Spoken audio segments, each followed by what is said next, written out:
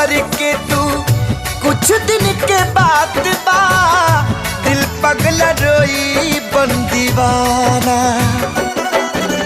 सतरंगी सपना साजन के मनवा सजावे लागल, पिया मिलन के प्यास जिया में नया नया पा जागल। सीख ले हवे हम भी हो,